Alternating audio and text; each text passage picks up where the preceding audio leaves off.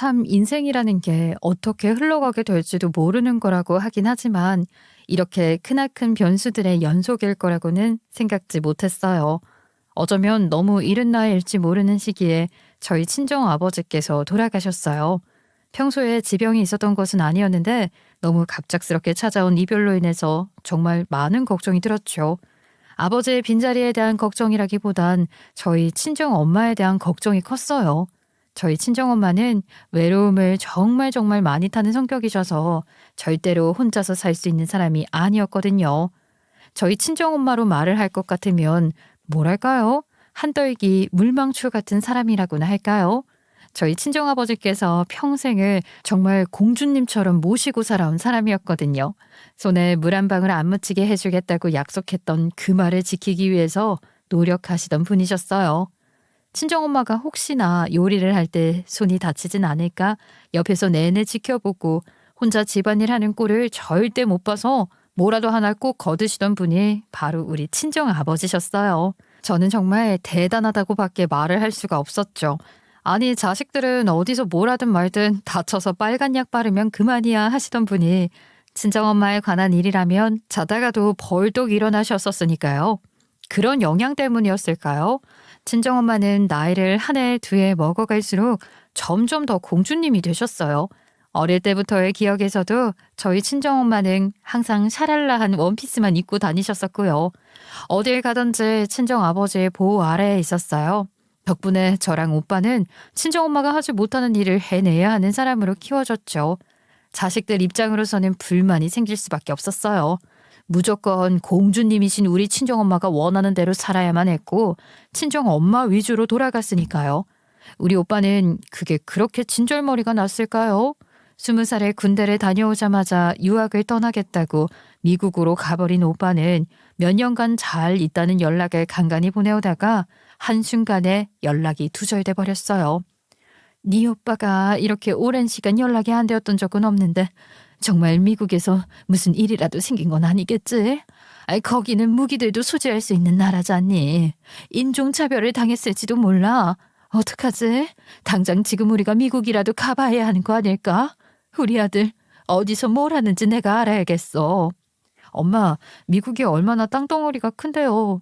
오빠가 캘리포니아주에 있다는 것 말고는 아무것도 모르면서 그 넓은 땅에서 어떻게 오빠를 찾아요? 이미 경찰에 신고도 하고 있으니까 진득하게 기다려봐요.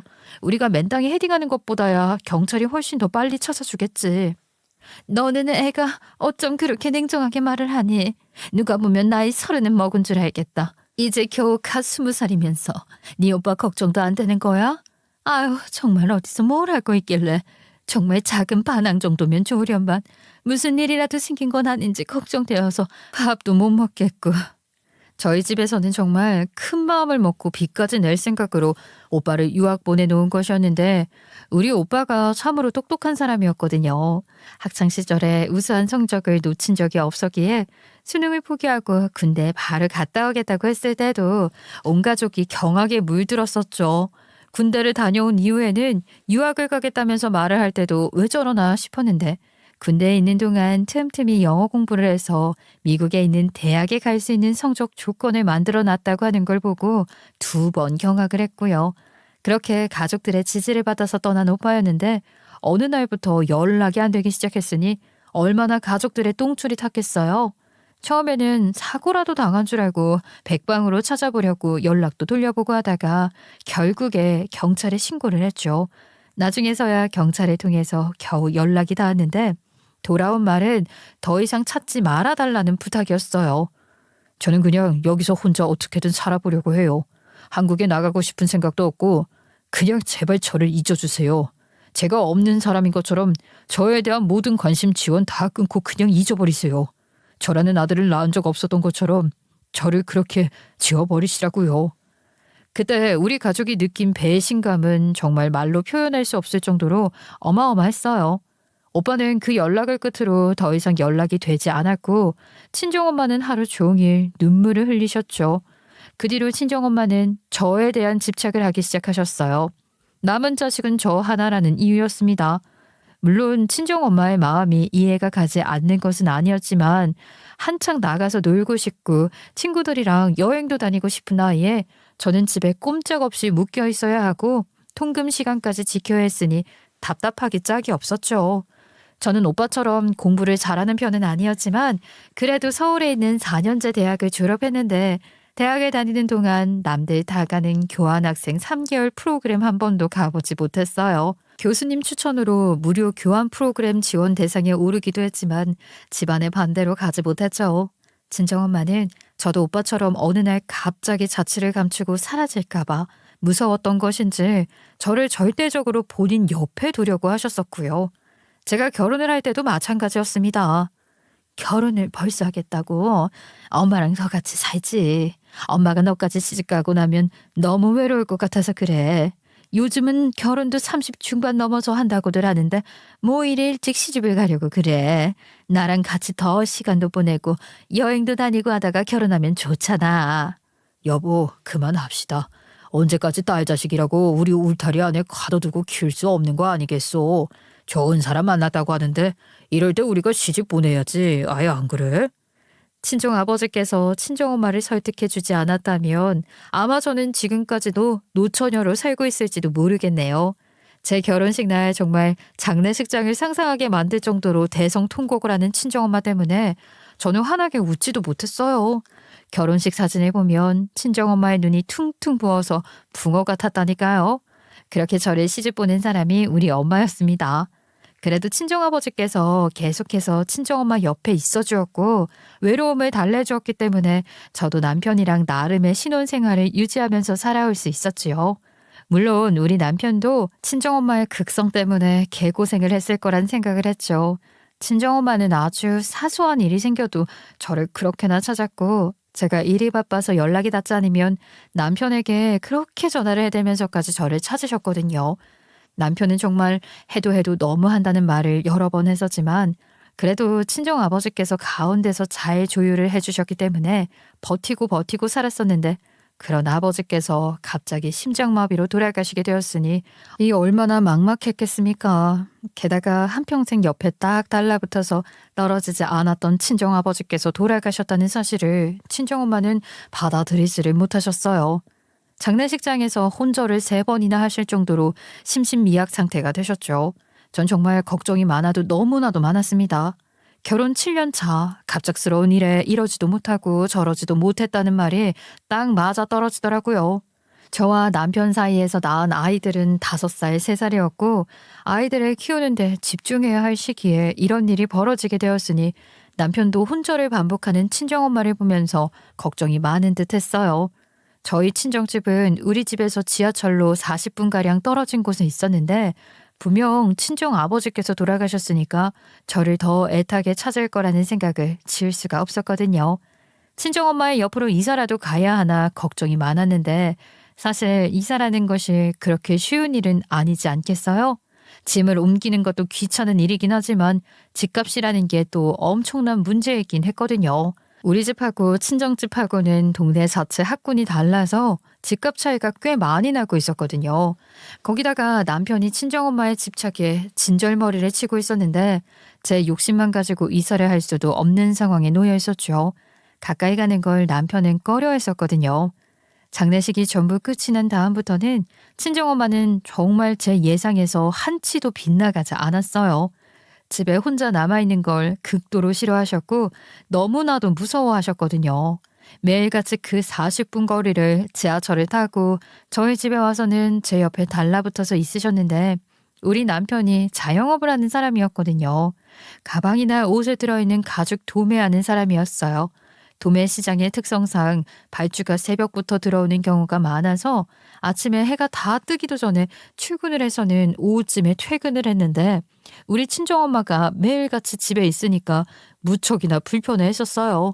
거기다가 우리 친정엄마가 친정아버지를 통해서 항상 좋은 것만 보고 예쁜 것만 찾아서 하는 사람이지 않았겠어요? 남편과 은근히 트러블이 있었죠. 여보, 내일은 1시간 일찍 출근을 해야 할 것 같으니까 미리미리 외투 좀 챙겨줄 수 있어? 내가 책상 위에 올려둔 영수증 묶음 있지? 그것도 미리 가방에 좀 넣어놔줘. 아니, 김서방? 그거 챙기는 게 뭐 어려운 일이라고 우리 딸을 시키고 그래. 김서방은 자기 스스로 하는 일이 하나도 없어. 내가 우리 딸을 얼마나 귀하게 키웠는데 죄다 우리 딸한테 떠넘기고 그러냐고. 아니, 자네가 스스로 좀 해야지. 물론 남편 입장에서는 억울할 만하다고 했어요. 그냥 양말을 좀 가져다 달라, 서류 좀 챙겨놔 달라, 입어야 할 외투가 어디 있는지 모르겠으니까 찾아달라, 이런 일상적인 부탁이 대부분이었거든요. 근데 우리 친정엄마는 남편의 그런 부탁을 이해하지 못했어요. 스스로 할 수 있는 일은 스스로 해야 하지 않겠냐고 남편을 나무라고 그러셨거든요. 당연히 우리 남편 스트레스 받을 수밖에 없었죠. 매일같이 죽치고 있는 장모님도 불편해 죽겠는데 이런 사소한 부탁까지도 투집을 잡았으니까요. 게다가 우리 남편도요, 외동아들이라서 오냐오냐 잘한 사람이었거든요. 저는 공주인 친정엄마를 떠받들며 사느라 그런 행동들이 익숙한 사람이었고요. 그래서 잘 맞아서 별 문제 없이 잘 살았었거든요. 친정아버지께서 돌아가신 이후부터 삐걱거리기 시작했어요. 저희 집에서 내내 하루를 보내다가 저녁 늦은 시간에나 집으로 돌아가시는 친정엄마 때문에 남편이 많이 힘들어했어요. 그렇게 1년이라는 시간을 보내면서 저도 정말 죽을 맛이었어요. 1년 동안 무슨 일이 생기지 않는 이상 친정엄마는 매일같이 저희 집으로 찾아오셨거든요. 물론 아이들은 무척이나 좋아했죠. 누구보다 외손주들을 사랑한 외할머니였으니까요. 아이들은 정말 친정엄마가 오는 시간을 손꼽아 기다릴 정도로 좋아했지만 저희 남편은 점점 더 겉돌기 시작했어요. 집에 와봐야 친정엄마의 잔소리만 들었으니까 그럴만 했죠. 거기다가 시댁에서도 눈치를 엄청나게 봤거든요. 처음에 결혼을 할 때 신혼집 전세 명의를 제 명의로 해주셨어요. 저희 친정아버지께서요, 전세금도 전부 보태주셨고요. 저희 시댁은 저희 살림에 도움을 줄 수 없는 집이었기에 더욱 그랬죠. 그나마 남편이 가죽 도매상 일을 하면서 돈을 꽤 벌어서 생활비를 보태드리고 있는 시댁이었기 때문에 시댁에서도 저한테 잔소리를 할 수 없는 상황이었어요. 사돈이 매번 저희 아들 집에 가신다는 이야기 들었습니다. 그래도 부부가 부부 생활을 할 수 있는 시간은 필요하지 않을까요? 제가 주제 넘었다면 죄송스럽습니다. 아들 집이라니요? 그 집은 저희 남편이 해준 딸 명의의 집인걸요. 제가 저희 딸 집에 가는 게 이상한 일은 아니지 않겠습니까? 왜요? 사위가 불편해한대요? 아이고, 아니죠. 그런 건 아닌데 제가 좀 걱정이 되어서 그랬습니다. 저도 며느리를 얼마나 아끼는데요.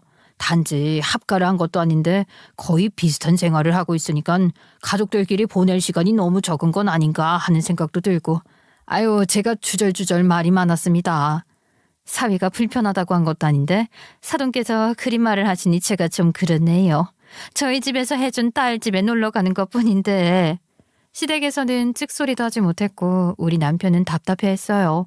남편의 마음도 너무나도 이해가 갔죠. 아니, 장모님이 그렇게 말을 하시면 우리 집에서는 뭐라고 생각하겠어. 집값 못 보태줘서 미안해하는 것밖에 못할 거 아니야. 어차피 이미 해준 집인데 왜 그렇게 생색을 내고 그러시는 거예요? 장모님이랑 있으면 내가 작아지는 기분이라서 너무 싫다고. 저는 양쪽에 다 미안한 마음이 들었어요. 우리 엄마니까 내가 더 챙겨야지.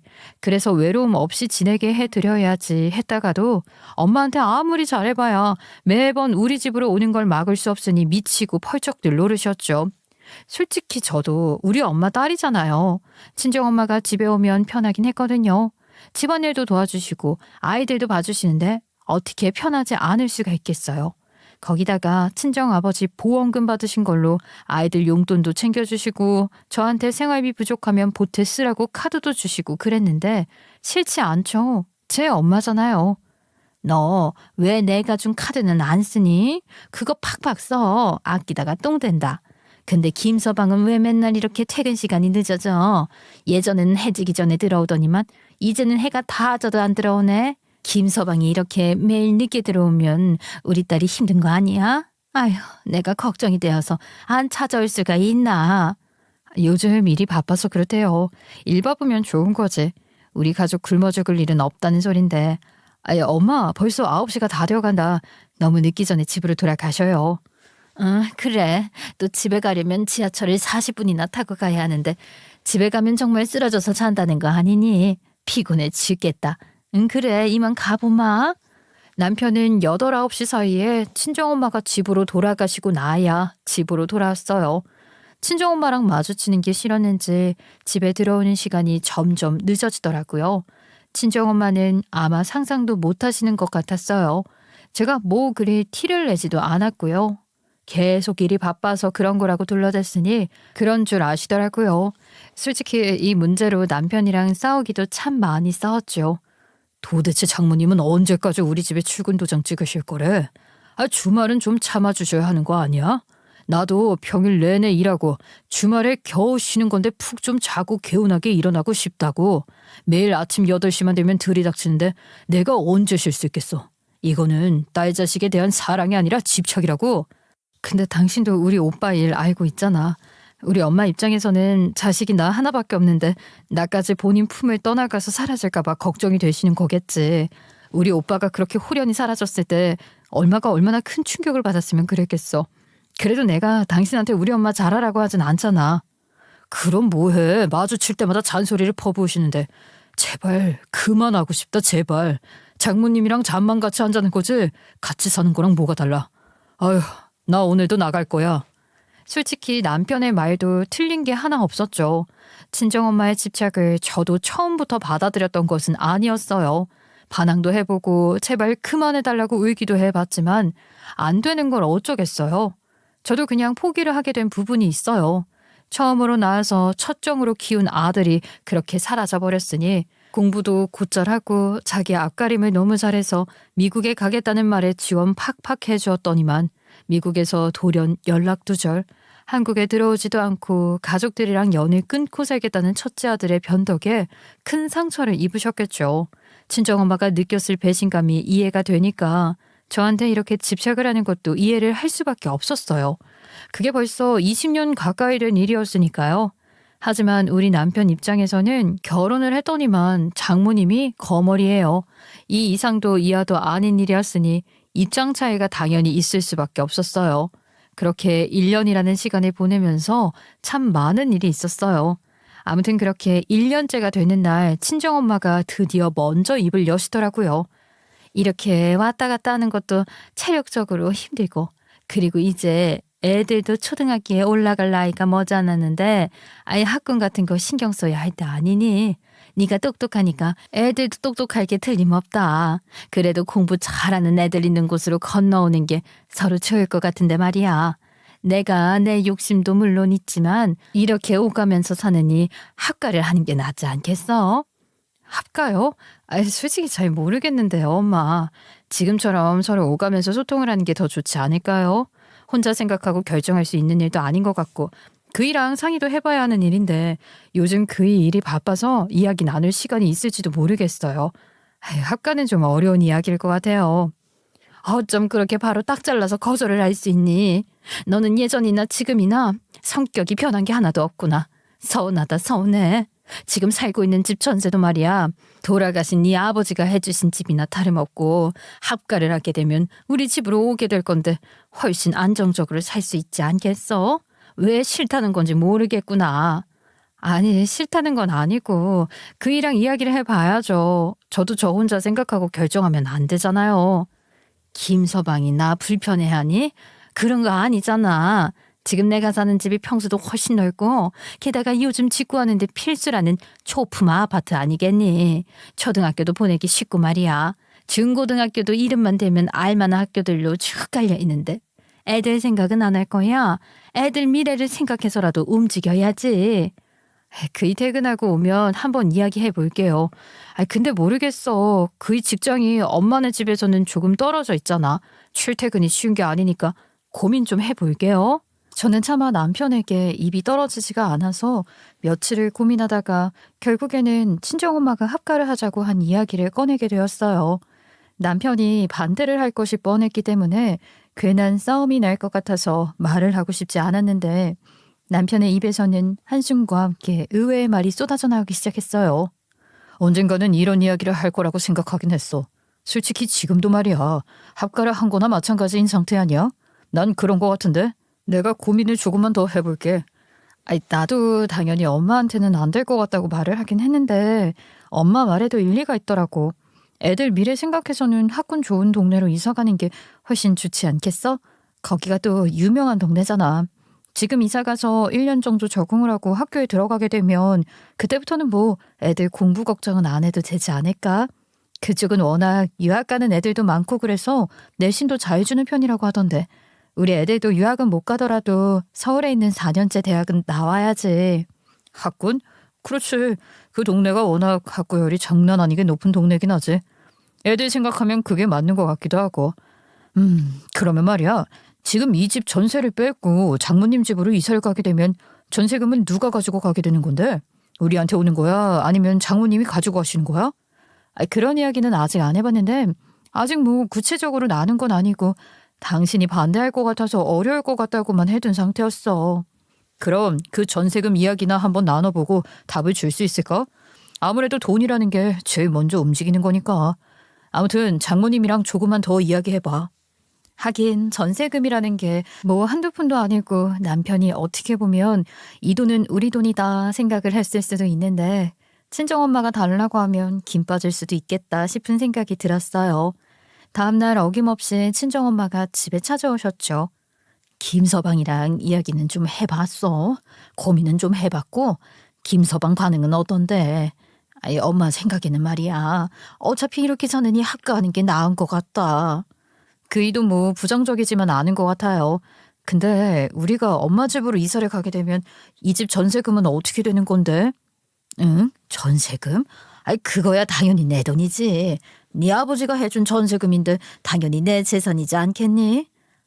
그건 그렇죠. 아무래도 뭐, 왜 김서방이 그거부터 물어보라고 시키던? 아무래도 그 입장에서는 이 집을 아버지께서 우리한테 해준 집이니까 이 집 전세금 또한 우리 부부의 자금이라고 생각했던 것 같긴 해요. 아휴, 또 돈 때문에 꺼려지는구나. 그래, 그러면 말이다. 지금 내가 살고 있는 집 있잖니. 그 집을 네 명의로 돌려줄 테니까 이 집 전세금은 내가 가지고 가마. 그러면 훨씬 이득 아니겠니? 너희 부부한테는 어차피 내가 죽으면 말이야. 재산이 다 너한테로 넘어가게 될 텐데 미리 큰 것들은 네 이름으로 넘겨놓는 것도 나쁘지는 않을 것 같구나. 전세금 뺀 돈으로 세금 처리할 것들 하고 지금 사는 집은 네 명의로 돌려주마. 어때? 이 정도면 김서방도 구미가 당길만 하겠지? 친정집 명의를 주겠다고 하시는데 이게 웬 떡인가 싶더라고요. 우리 집 전세금하고는 비교가 안 되는 동네에 집을 준다는데 싫을 사람이 어디 있겠어요. 사실 집값 차이만 해도 어마어마하게 나고 있었거든요. 게다가 전세도 아니고 매매이니까 저희 부부한테는 훨씬 더 이득이었죠. 저는 그날 저녁 남편이 퇴근을 하고 돌아오기만을 기다렸고 남편이 오자마자 냉큼 이야기를 했어요. 여보, 내가 엄마랑 이야기를 해봤는데 말이야. 전세금은 엄마가 가져가는 걸로 하고 친정집을 내 명의로 돌려주신다고 하더라고. 집값 차이만 해도 어마어마하게 나는 게 우리 부부한테는 훨씬 이득이지 않겠어? 우리 그러니까 집 명의도 챙기고 학가도 하고 그러자. 그러니까 현금은 장모님이 가지고 가신다는 이야기를 하고 있는 거잖아. 아유, 내가 지금 말이야. 사업장이 조금 힘들어. 자금이 매우 부족해서 전세금 뺀 돈으로 급한 불을 끄려고 했는데 말이야.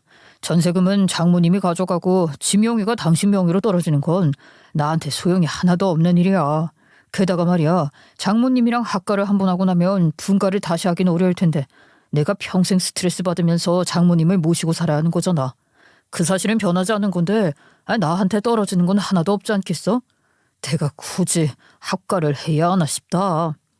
나는 우리 가족이 전부 다 윈윈할 수 있는 방법이라고 생각을 했었는데 당신이 그렇게 말을 하니까 또 고민이 되네. 내가 당신한테 그동안 너무 무심했던 것 같다는 생각도 들고 말이야. 내가 당신 사업이 힘들다는 것까지도 모르고 있었다니 너무 무신경했다. 정말 미안해. 당신도 애들 챙기고 장모님 챙기느라 시간이 많이 부족했겠지. 나도 일이 바쁘다는 핑계로 집에 매번 늦게 들어와서는 잠자고 출근하기 바빴으니까. 우리 부부 대화가 많이 부족했잖아. 나도 뭐 당신한테 힘든 거 티를 안 내기도 했고 말이야. 그래도 미안한 마음은 어쩔 수 없네. 당신 그럼 이런 건 어때? 엄마가 친정집을 내 명의로 주겠다고 하긴 했지만 그 집 당신 명의로 돌리자. 뭐? 장모님이 사시는 집을 당신이 아니라 내 이름으로 받자고? 그래도 돼? 어차피 부부 재산인데 뭐 어때? 당신 명의로 하고 집 담보대출을 받아서 일단 급한 불부터 끄자고. 당신 사업장 많이 힘들다며. 일단 급한 불 끄고 나면 다시 일어설 수 있는 거 아니야? 벌어오는 돈으로 빚 갚으면서 같이 힘내서 살면 되잖아. 어차피 평생 부부의 연을 맺은 상태인데 누구 명의로 가지고 있으면 어떻겠어. 당신이 그동안 우리 엄마 불편해서 집에 일부러 늦게 들어오는 거, 주말에 자꾸 나가는 거 다 알고 있는데 나도 미안하고 고맙고 하니까 당신 이름으로 돌리는 게 좋을 것 같아. 그 말을 들으니까 솔직히 좀 솔깃하긴 한다.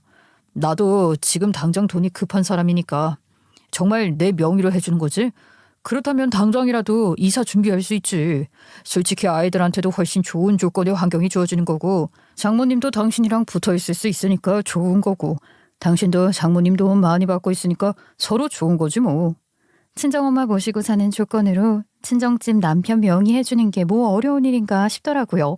그래서 친정집을 남편 명의로 하자고 했고 친정엄마께도 말을 했어요. 친정엄마도 솔직히 그동안 사위한테서 느끼는 게 좀 있었던 것 같더라고요. 본인이 맨날 집에 와 있으니까 사위가 집에서 편하게 쉬지도 못하고 늦게 들어오고 하는 걸 말이에요. 그래, 너희 부부가 많이 고민하고 내린 결정일 테니까 원하는 대로 해주마. 어차피 평생 부부로 살겠다는데 그깟 집 이름이 누구 이름으로 되었든 무슨 상관이니. 네 아버지도 나랑 그랬다. 당신 재산이 내 재산이고 내 재산이 당신 재산이다 하고 살았다 이 말이야. 그럼 내가 김서방 이름으로 집 명의를 바꿔주마. 그쯤 정말 모든 일이 잘 풀리고 있다고 생각을 하게 되었어요. 마치 원래부터 이랬어야 했던 것처럼 짜인 각본처럼 일이 척척 들어맞기 시작했거든요. 친정집에 명의 변경을 하면서 나오는 세금 문제도 그렇고 정신은 없었지만 그래도 제가 인복은 많은 건지 뭔지 주변 도움받아서 잘 해결할 수 있었습니다. 시간이 꽤 걸릴 줄 알았는데 생각보다 돈 처리하는 문제를 제외하고서는 금방금방 진행이 되더라고요. 그렇게 친정집 명의를 다 변경하고 이사를 준비하게 되었어요. 지금 저희 부부가 살고 있는 집주인에게도 전세금을 받아야 했고 아무튼 이래저래 엄청 정신없이 바빠지게 되었습니다. 친정집에 있는 불필요한 물건들 다 버리고 이사 전에 청소도 하고 리모델링도 좀 하고 하느라고 2주일 정도 친정엄마가 같이 우리 집에 지내게 되었어요. 이럴 때는 또 집이 2개 있다는 게 참 편하더라고요. 아무튼 2주일에 가까운 시간이 흘러가고 모든 처리가 끝이 나고 이사 가기 3일 전 남편이 퇴근을 하고 돌아오는데 아니 웬 여자랑 같이 들어오는 게 아니겠어요? 저는 황당했죠.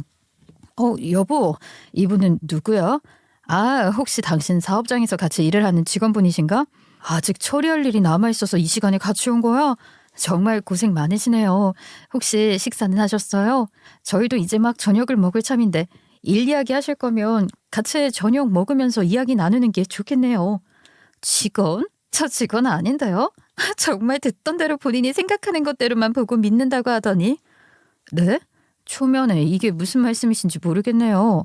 이 사업장에서 일을 하는 직원도 아니시면 누구세요? 아니, 이렇게 집에 온 이유가 뭔지. 제가 남편을 보면서 궁금해하며 물었는데 남편은 입을 꾹 다물고 있었고 옆에 있는 여자는 머리를 베베 꼬고 있더라고요. 저는 대체 이 상황이 무슨 상황인지 파악이 잘 되지 않았어요.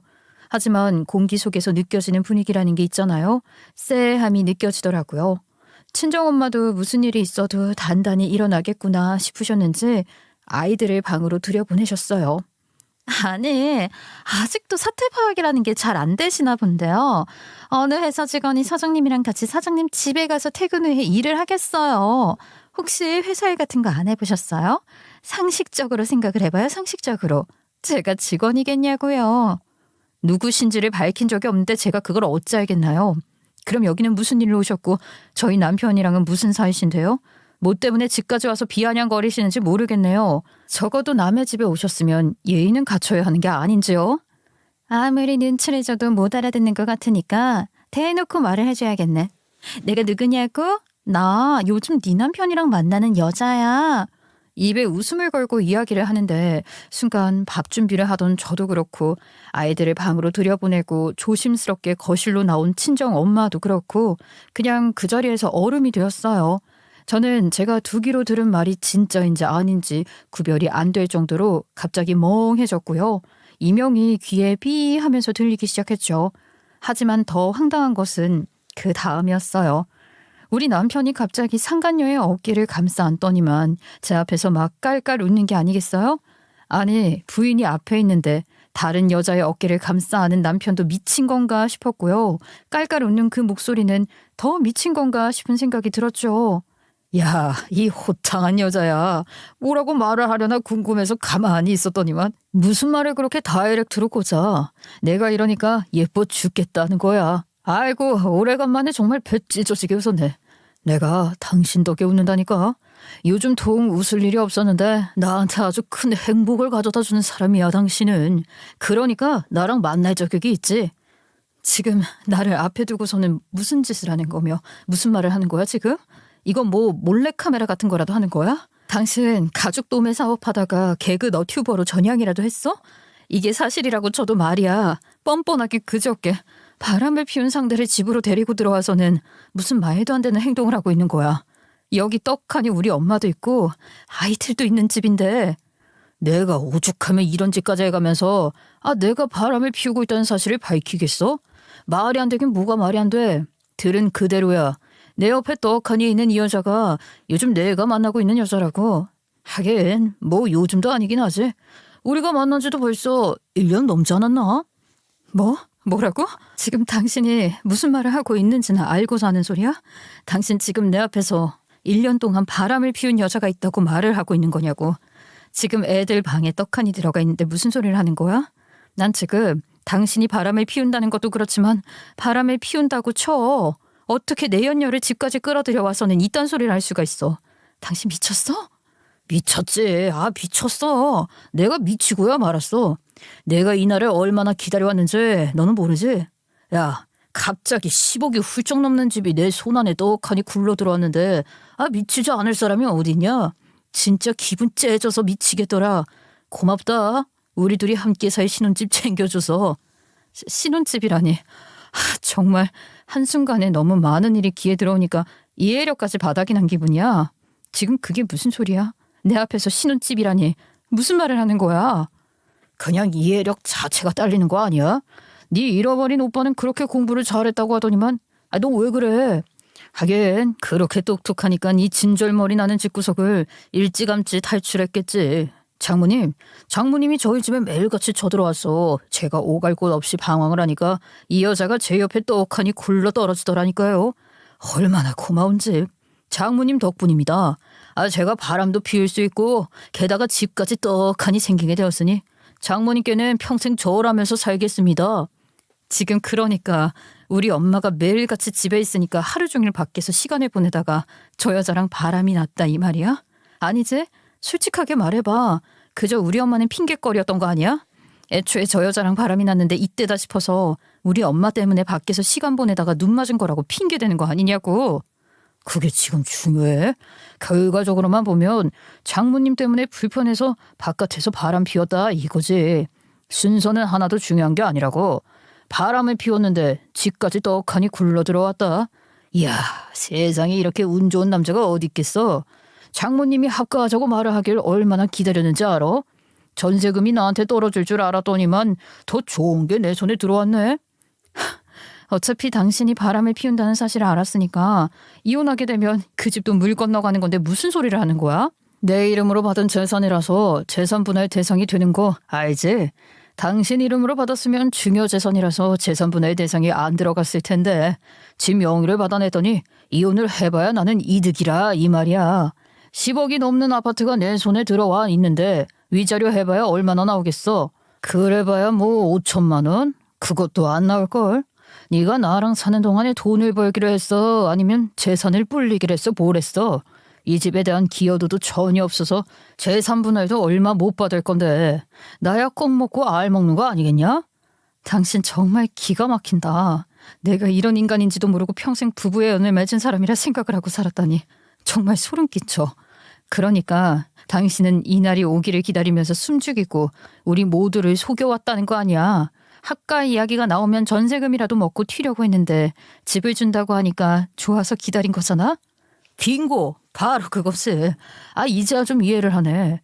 게다가 그 아파트 위치도 학군이 좋은 동네니까 집 내놓기만 하면 팔린다고 하더라. 앞으로 내가 먹고 사는 것에는 아무런 문제도 없을 거다 이 말이지. 10억이 넘는 아파트가 내 손안에 굴러 들어왔는데 그 돈 평생 벌어도 못 만지는 사람이 태산이라고. 정말 황당하다. 아니 이렇게 말도 안 되는 일이 벌어질 수가 있다고?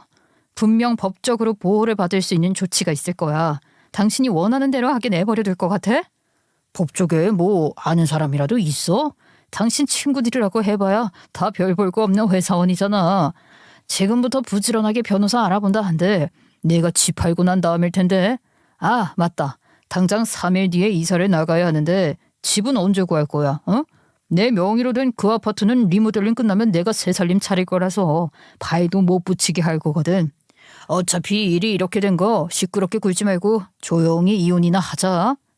뻔뻔하게 지금 누가 누구 입으로 이혼을 입에 올려? 너 유책 배우자라서 이혼 소송도 못 거는데 어쩔 거야. 이혼 못 해주겠다고.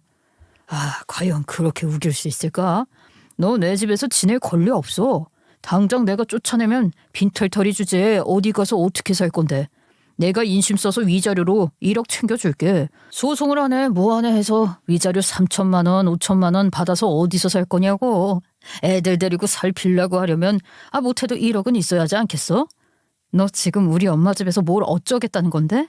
그거 우리 엄마 집이라고. 네가 뻔뻔하게 내 연녀 데리고 들어가서 살 신혼집이 아니라고. 이 미친놈아. 아 맞다. 생각해보니까 나도 우리 세 부인 손에 물 묻히기 싫은데 내가 인심 한 번 더 쓸게. 장모님이 할 줄 아는 건 없어도 반찬 하나는 또 기가 막히게 잘 만드시잖아. 손이 느려서 그렇지. 내가 네 엄마는 모시고 살아줄게. 모시고는 아닌가? 우리 집에서 집안일 하면 공짜로 먹여주고 재워주고는 할게.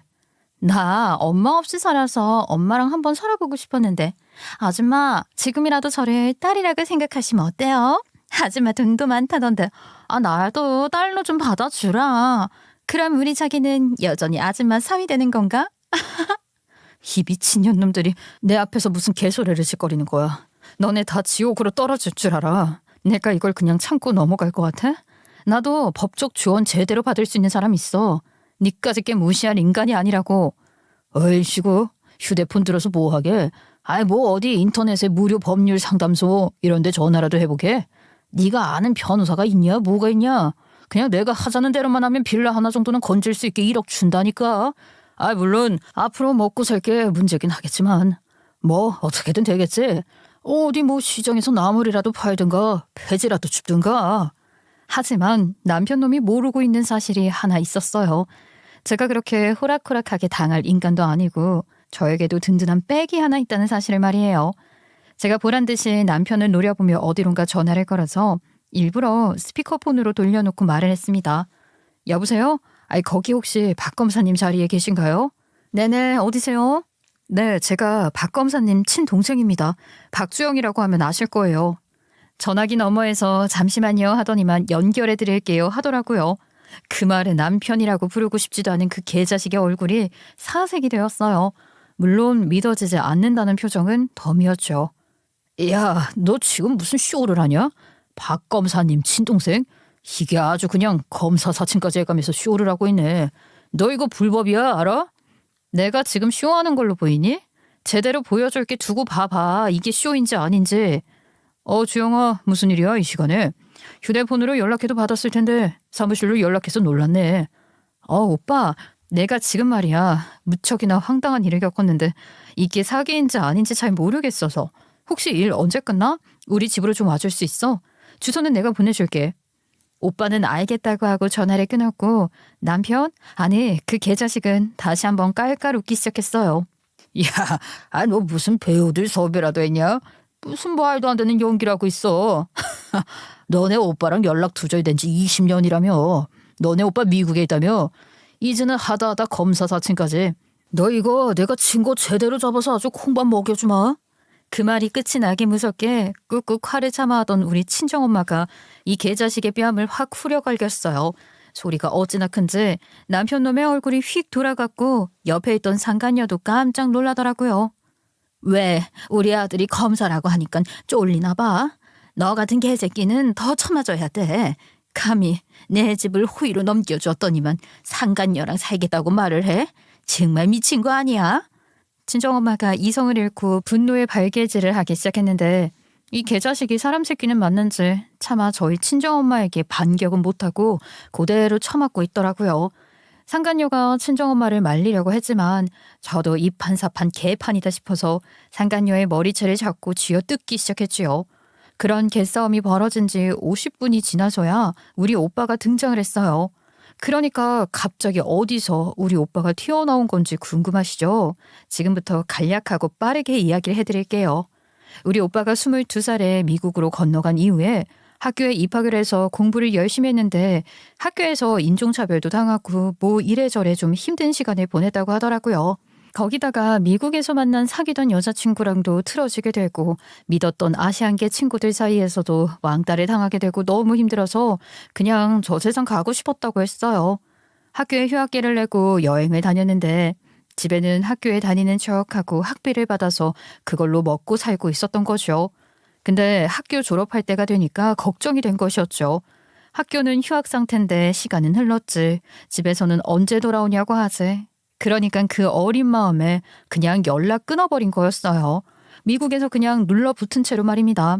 하지만 도피 시작과 다르게 비자 문제가 엮이니까 다시 학교에 복학 신청은 했는데 돈이 없으니까 휴학, 복학을 반복하면서 아르바이트를 해서 학비를 모았고 워낙 학비가 비싸다 보니까 정말 3년이면 끝날 것을요 7년에 걸려 끝내게 된 것이었어요. 그 뒤에 취직을 했는데 하필이면 또 적성이 안 맞더래요. 그런데 미국은 프리랜서 제도가 잘 되어 있어서 프리랜서로 일을 하면서 로스쿨에 입학을 해서 공부를 한 것입니다. 그렇게 6년이라는 시간을 더 보낸 뒤에 미국에서 변호사 일을 시작했는데 아시안계에다가 수입료 차별도 있고 1년이라는 시간을 변호사로 일을 하다가 한국에 들어오게 되었다고 하더라고요. 처음에 한국에 왔을 때는 시간이 많이 지나고 환경도 너무 많이 변해버려서 적응이 잘 안 됐다 하더라고요. 한국에 들어와서는 변호사 일을 하려고 했는데 검사 임용고시가 있다는 것을 알고서는 그 시험 준비를 했다고 했어요. 그 뒤에 오빠는 2년 만에 검사 임용에 합격을 했고 검사로 일을 하다가 아버지께 사죄를 드리려고 수소문을 시작했다고 했어요. 근데 아버지가 돌아가신 걸 알게 된 겁니다. 차마 불효를 저질렀다는 생각에 엄마한테는 전화도 못하고 저한테 겨우겨우 연락을 했고 결국에는 우리 집에 찾아와 울고 불고 빌고 엄마랑도 화해를 하게 된 것이었습니다. 어머니, 제가 정말 씻을 수 없는 불효를 저질렀습니다. 아버지 가시는 길 배웅도 못하고 저는 정말 처죽일 놈입니다.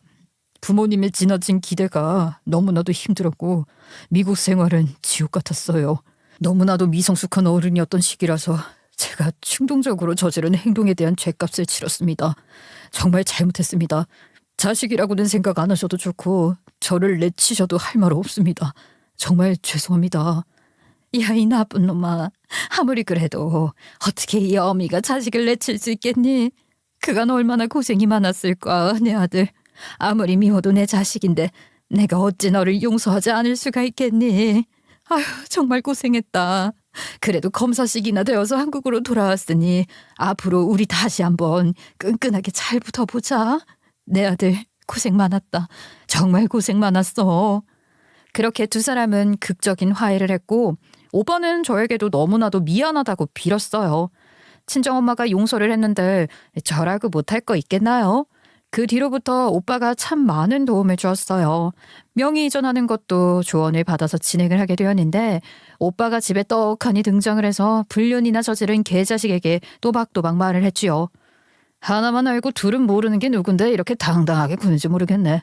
당연히 명의 반환 소송도 가능하고 바람까지 피웠으니 위자료에 그건 네가 모은 예금 신탁에 대한 거, 네 명의로 되어 있는 모든 것에 대한 재산분할도 가능하다는 사실은 몰랐지?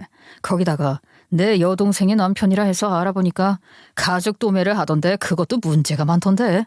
불법으로 도축한 가죽을 가져온 정황도 파기되고 중국산 가죽을 원산지 속에서 판 것도 확인을 했다고. 조만간 고발도 진행할 예정이니까 앞으로 인생 파란만장할 거야. 내가 우리 검찰청에서 아주 소문난 도베르만이거든. 한 번 문 4년감은 놓치지 않는다고. 아주 기대해도 좋아. 아니 20년 만에 나타나서는 당신이 무슨 주제나 된다고 그런 짓을 하겠다는 건데. 가족이면 다야? 가족 같아야 가족이지. 게다가 나 때문에 손해본 것도 없고 피해본 것도 없으면서 내 사업장 왜들 먹여? 누가 함필 줄 아니랄까 봐. 저 아직도 사태 파악이 잘 안 되시나 봐. 검찰이 수사권을 가지고 휘두르겠다는데 너야말로 뭔데 그런 소리를 하냐? 피해본 피해자들이 있는데 찾아가서 고발하자고 말을 하면 되지. 넌 그냥 앞으로 죽었다고 생각해. 포기하는 게 빠를 거야. 내 가족에게 상처를 주었으면 당연히 응당 죄값을 치러야지. 엄마도 그렇고 너도 그렇고 저 망나니 같은 인간한테 지옥을 제대로 보여주고 싶으면 앞으로는 내가 하자는 대로 따라오기만 해. 든든하게 말을 해주는데 당연히 저랑 엄마는 고개를 끄덕였어요. 그때부터 마치 미리 준비했던 사람인 것 마냥 오빠는 사건을 파헤치고 일을 순서대로 정리하기 시작했어요. 처음에는 명의 반환 소송부터 진행을 했는데 검사인 오빠가 있으니까 엄청나게 든든하더라고요. 그 개자식이 상간녀와 짜고선 집을 꿀꺽할 계획을 짰던 대화 내용까지 전부 샅샅이 뒤져 찾아내더라고요. 이것도 영장 청구를 해서 받아내게 되었는데 그 대화 내용에는 저를 모욕하는 내용도 포함이 되어 있어서 모욕과 명예훼손 소송도 같이 진행을 할 수 있게 되었어요. 거기다가 개자식의 사업장은 압수수색에 들어가게 되었고 그동안 불법으로 돈을 불린 증거까지 전부 파악이 된 덕분에 사업장에 대한 소송도 시작이 되었습니다. 당장 명의 반환 소송 중이라서 저랑 엄마 그리고 우리 아이들은 갈 곳이 없었는데 다행히 오빠가 집을 빌려줘서 거기서 지낼 수 있었고요. 개자식은 상간녀와 함께 시댁으로 쫓겨났는데 그나마 양심의 털이 있던 시댁 식구들은 개자식한테 당장 나가라고 소리를 쳤다고 하더라고요. 며느리야, 내가 정말 면목이 없어서 전화를 할까 말까 수백 번 고민을 하다가 이렇게 연락을 하게 됐다. 이 죄를 내가 어째 다 씻어낼 수 있겠냐마는 정말 미안하다. 용서 같은 거 절대 하지 마라. 우리도 이제 그놈의 자식 없는 사람 취급하겠다고 했어. 뻔뻔하게 바람 피운 년까지 데리고 집으로 들어오겠다 하지 뭐냐. 내가 소금 뿌려서 쫓아냈다. 마음 같아서는 바람 피운 년 뺨이라도 한 대 갈기고 싶었는데 혹시라도 네 소송에 문제가 될까 무서워서 그러지도 못했다. 앞으로는 2번 다시 연락 안 하마. 정말 미안하다. 불륜을 저지른 그 2사람이 어디서 지내는지는 모르겠지만 앞으로 검찰에 출석해야 할 날들이 많이 있으니까 천천히 조롱하면 되지 않을까 싶은 생각이 들더라고요. 이혼 소송은 어떻게 됐는지 궁금하시죠? 당연히 제가 소송을 걸었고 위자료까지 빵빵하게 청구를 한 상태입니다. 사업장에 대한 소송 진행과 별개로 그 사업장에서 번 돈만큼 재산 분할 신청도 했고 말이죠. 개자식은 우리 친정집 하나 꿀꺽하려다가 그 이상을 저에게 물어주게 생겼으니 망연자실한 상태였고요. 재판 과정에서 들은 이야기인데 상간녀는 이 인간이 빈털터리가 되니까 도망갔다더라고요. 내가 멍청했다 멍청했어. 장모님이 집 주신다 했을 때 그냥 감사하게 받고 거기서 끝냈어야 했는데 아니 애초에 바람을 피웠으면 안 되는데 그녀는 나 빈털터리 됐다고 도망가고 나는 사업장도 망해버리고 집도 빼앗기고 위자료까지 물어줘야 하고 아이고 나 한 번만 용서해주라. 내가 당신 없이 어떻게 살 수 있겠어. 당신이 내 전부였는데 아이들도 그래. 아빠 없이 사는 게 행복할까? 우리 애들을 위해서라도 한 번만 용서해주라. 내가 잘못했다. 제발. 무슨 화생방 훈련이라도 받는 사람처럼 눈물 콧물 다 쏟으면서 이야기를 하는데 제가 이 인간에게 배신당한 그 기분을 어떻게 잊겠어요. 냉큼 꺼져 하고 가운데 손가락 떡하니 올려주었죠. 물론 아직 소송이 끝난 것이 아니라 정리할 게 태산이지만 오빠 덕분에 좋은 변호사 붙여서 수사까지 함께 이루어지고 있으니 저는 아무 걱정 없이 지내고 있어요. 오빠랑 그동안 떨어져 있었던 시간만큼 오빠도 미안한지 저랑 우리 엄마, 제 아이들까지 알뜰하게 살펴주고 있는 중이고요. 이래서 의료계 쪽이랑 법조계 쪽에 아는 사람 하나씩은 있어야 한다는 소리가 있는 건가 봐요. 정말 무사히 모든 일 치르고 행복해지고 싶은 마음뿐입니다. 엄마가 명의 이전을 해준 덕분에 어찌 보면 운이 좋은 건지 선견지명으로 쓰레기 인간을 걸을 수 있어서 다행이라 생각하며 저의 부족한 이야기 들어주셔서 감사합니다.